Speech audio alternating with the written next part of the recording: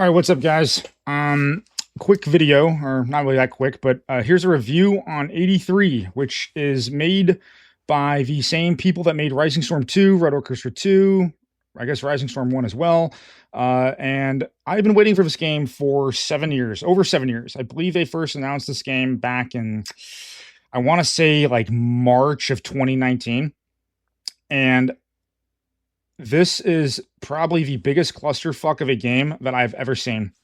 Now, I'm sure some people are going to come here and say, "Oh, dude, this is an early access. It's still like alpha or beta or whatever version it is, man. Don't be too harsh. Not everything's in the game." Yeah, I don't give a fuck. I gave these people money. I believe it was $27 in the Steam store, and I'm not impressed. No shit. This is probably the biggest clusterfuck of a launch that I've ever been in for any game. This beats fuck. This beats the worst experiences I've ever had with a game. I don't even. I can't even really remember the last time I've had a introduction to a game this bad. This was the first and probably only match for a very long time that I'm going to play because I just do not want to subject myself at all to any more of this gameplay. I would honestly rather have the BMPT and War Thunder go back to 10.3 and play that on a full up tier from 9.3. That's just how bad this game is in its current state. I hope this game gets better. Before I say anything else, I'm wishing the best of luck because I would love in the next 6 months this game to go to the same quality that Rising Storm 2 was left off at. So first things first, I believe it came out yesterday. At least that's when I heard it came out on the Steam store for like an early access, and I don't know why they would put the game out in this current state. It's just bad. I mean, here are some of the issues. Number one, my frame rates just drop. I have a 5070. I have like an i5, like 12700K for CPU. I mean, I don't have the best computer out there, but I mean, it's a 5070, right? I mean, it's better than like maybe what the average person has. So, there's that. I mean, it's on my computer, right? Like if I have a piece of shit, but even if I had a piece of shit computer, I don't think that's even acceptable because, dude, I mean, look at the graphics, which I don't care about the graphics. I'm not bad mouthing the graphics, right? Minecraft proved that if your gameplay is good enough, people will fucking play, pixels on a screen, like, fucking 20 pixels by 20 pixels on a screen. So I'm not fucking, bad mouthing the graphics. I'm not saying good graphics makes a game good. If anything, I actually don't mind the graphics on this because it's not overbearing, but I should be getting more than the 40 or 50 frames per second. So there's that. Number two, the vaulting system. I'm going to vault here in a little bit, so you'll see that. The vaulting system in Rising Storm 2 was always glitchy. I think even in a Red Orchestra 2, way back in the day, like back in 2012, that was it was kind of glitchy. So I don't mind it, but the vaulting system is glitchy. Changing your settings, specifically your graphic settings, is basically a death sentence for this game, or it's like playing like Russian roulette. I've changed graphic settings only for the game to crash, and the only way to get my computer to like work again is to literally restart my computer. I can't tab out. I can't go into task manager. I literally have to restart my computer, which is kind of bullshit.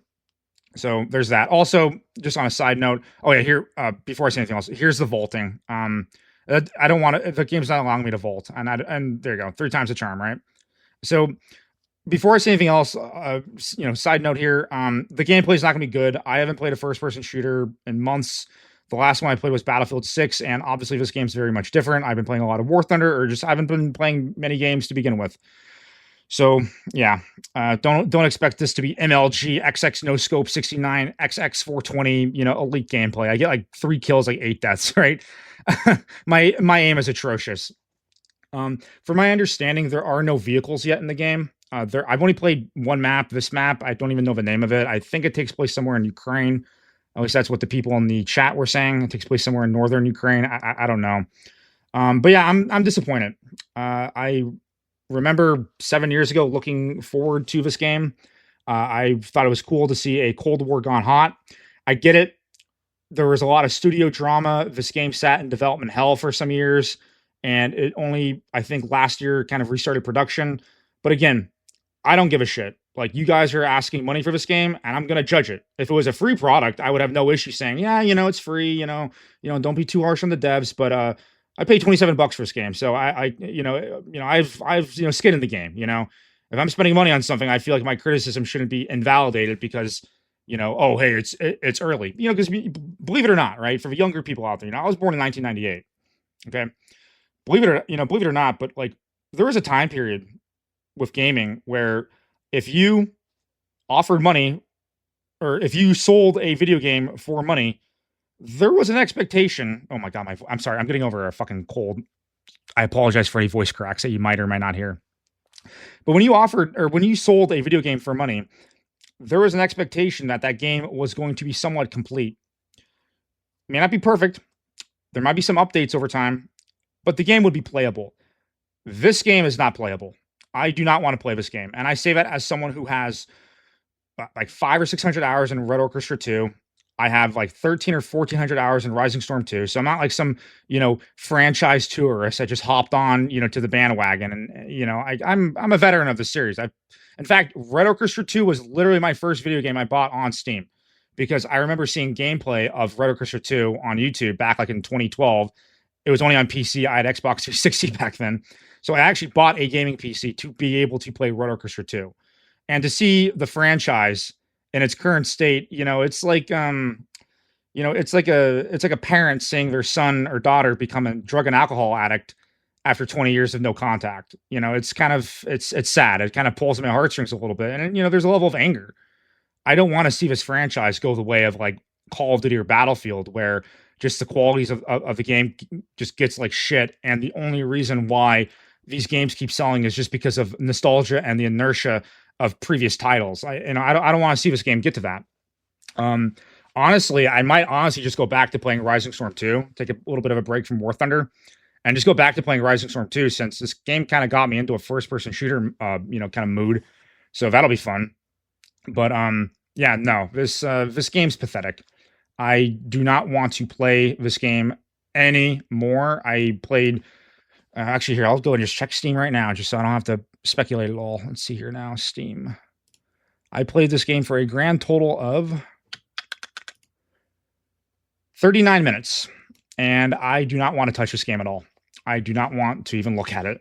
Actually, you know what? Now that I'm looking at it, I'm going to remove it from my favorites since I do not plan on playing it anytime soon. So there's that. So I have to I have to just give honest criticism. I don't know what else to say. Like, I mean, I'm not going to sugarcoat it and say that this game's perfect and they don't have to fix anything. I really hope this game does get good. I'm not shitting on the game because I just want to be like a negative Nancy over here, and be a piece of shit. But like, hey, I gave you fuckers money, so hopefully you use that money good because I want to be able to, like, in a year, in April 26, 2027. I want to be able to, go back and, to this game and say I was wrong, like, or, not wrong, but, I am proud or I am happy to see how far this game came because I don't even think Rising Storm 2 was this bad on launch. Like, there were some glitches I remember way back, like in 2017 when the game came out. There were some glitches, there was some bullshit you had to deal with. And, that's fine. I'm not someone that's like going to shit on, on a game dev. I'm not a game dev. Oh yeah, here someone someone told me in the chat to fuck around with the graphic settings because he was running the game a lot more smoother than me. So I switched the anti-aliasing over to DLSS. It kind of improved it, not really. In fact, the way the video is going to end is going to be kind of funny. I improved I put my graphic settings to max, and I get like 1 frame a second. It's like a fucking Microsoft PowerPoint. It's ridiculous. But yeah, that's the major issue I have. The game's just clunky as fuck. Like I've said, whenever you change your graphic settings, it's a fucking, it's a game of Russian roulette. It's a game within a game. It's a game of Russian roulette to see if your game's going to crash or not. So, some improvements I'd like to be made. Number one, any small glitches that were or were not mentioned in this video, I'd like to see, changed. I would like to see whatever the issue is going on with the optimization of this game.